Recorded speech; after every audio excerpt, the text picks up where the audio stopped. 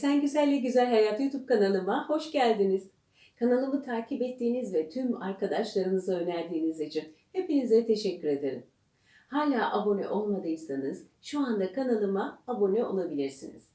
Bugün sizlere erteleme ile ilgili bir takım araştırmalar ve bilgiler aktaracağım.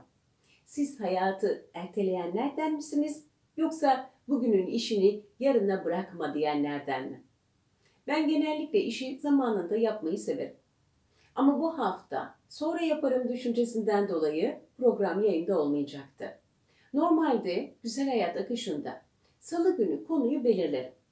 Salı ve çarşamba araştırmalarımı yaparım. Perşembe günü de çekim yaparım. Salı günü aklımdan birkaç konu geçti. Ancak üzerinde düşünmeyi bırakıp farklı işlere yöneldim. Çarşamba günü yeğenlerimle birlikte çok güzel zaman geçirdim. Çarşamba akşamı eşim bu haftanın konusunu sorduğunda henüz karar vermediğimi söyledim. Düşündüğüm konuları kendisiyle paylaşırken 2 gündür konuyu belirlemeyi ertelediğimi fark ettim. Ve bu haftanın konusu ortaya çıkmış oldu.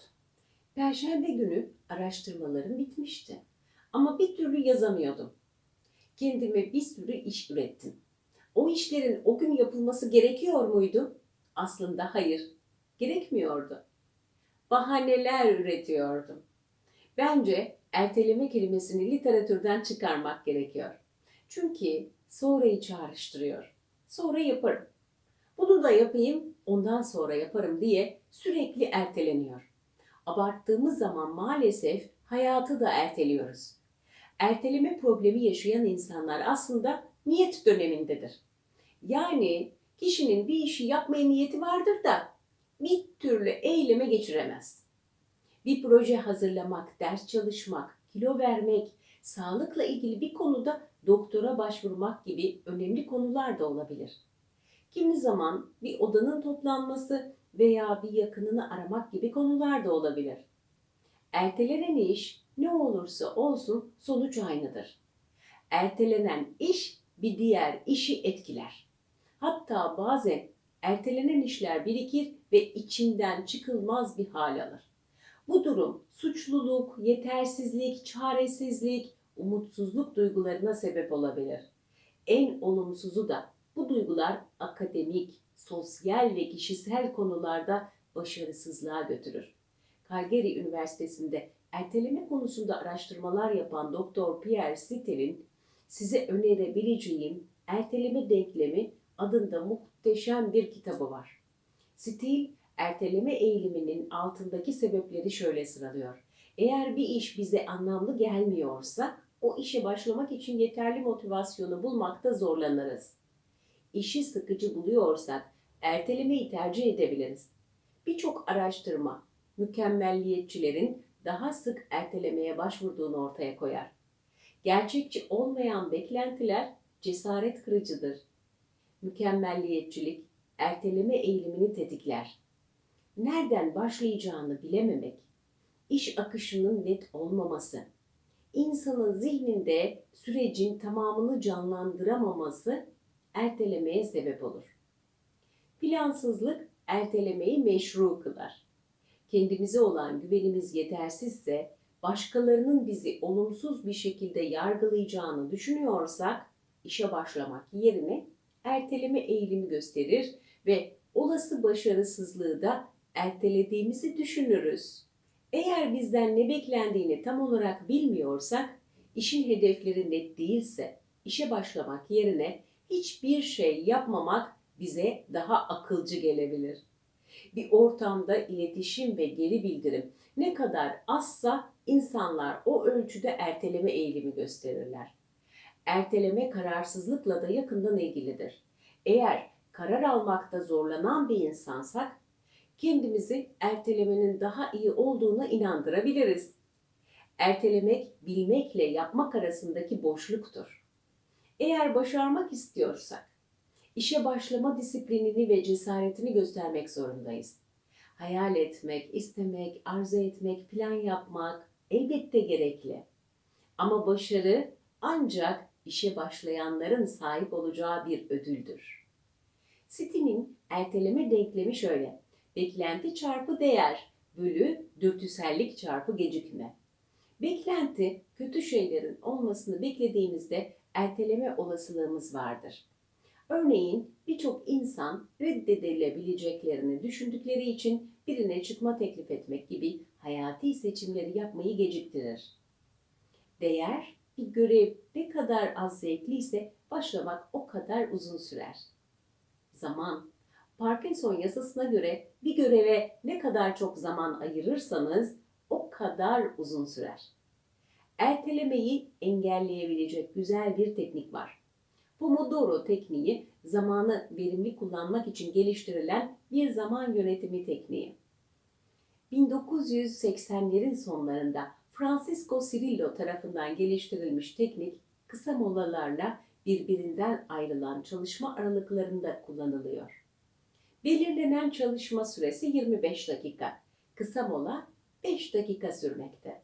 Pomodoro tekniği yüksek odak düzeyinde işleri bitirmeye yardımcı oluyor.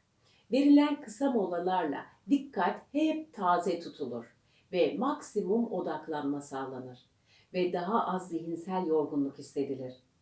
Bu teknik sayesinde verimli çalışmak ve üretkenliği arttırmak mümkün. Pomodoro tekniğinin uygulanması oldukça basittir.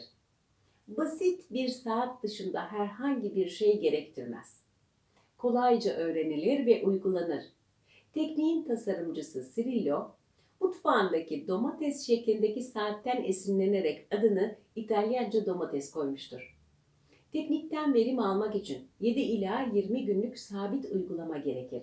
Başladıktan kısa bir süre sonra etkin kullanmayı öğretse de gerçek sonuçlar ancak bu zaman aralığında ortaya çıkacaktır. Uygulama süreci oldukça basittir. Gün boyunca her proje için zaman kısa aralıklara bölünür ve periyodik molalar verilir. Her bir çalışma periyodu Pomodoro olarak adlandırılır.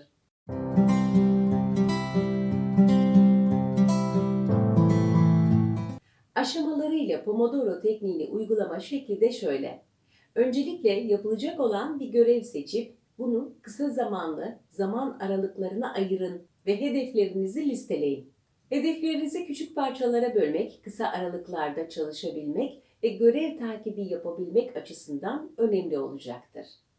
Zamanlayıcınızı 25 dakikaya ayarlayıp yapacağınız iş üzerine yoğunlaşın ve 25 dakika dolana kadar odaklanarak çalışın. Çalışma sürenizde bölünmemeye, işten farklı bir konuyla ilgilenmemeye özen gösterin. Yapmak istediğiniz şeyleri mola zamanınıza erteleyin ve başka insanların da sizi bölmesine izin vermemeye gayret edin. Eğer bölünürseniz sayacı sıfırlayın ve baştan başlayın. 25 dakika dolduktan sonra işin neresinde olursanız olun mutlaka 5 dakika mola verin. Bu molaları iş dışındaki bir aktiviteyle değerlendirmek tekniğin en önemli noktalarından biri. Zihni tazelemek için işten uzaklaşıp farklı bir şekilde mola vermek gerekiyor. Örneğin hava almak, odada gezinmek, iş dışındaki bir konuyla ilgili metin okumak veya kahve içmek gibi molalar verilebilir. Moladan sonra aynı döngüyü sürdürün. Gerçekleştirdiğiniz hedefleri, bitirdiğiniz Pomodoro döngülerini, bölünmelerinizi, tamamlayamadığınız döngüleri ve işleri listenizde işaretleyin. Bu döngüyü çalışma mola şeklinde sürdürürseniz odaklanmanızı maksimum seviyede tutacaksınız. 4 Pomodoro zaman dilimi geçtikten sonra 15-20 dakika gibi uzun bir mola verin. Her 4 Pomodoro'dan sonra bu uzun molayı tekrarlayın. Pomodoro tekniği farklı zaman yönetimi teknikleriyle karıştırılarak da uygulanabilir. Veya zaman aralıkları kişilerin kendi motive metotlarına göre yeniden düzenlenebilir. Önemli olan belli uzunluktaki çalışma saatlerinin arasına kısa molalar koyulması ve bu döngünün sürdürülebilmesidir. Zamanınızı ne derece iyi kullandığınızı görmek için tuttuğunuz listeleri kontrol edin.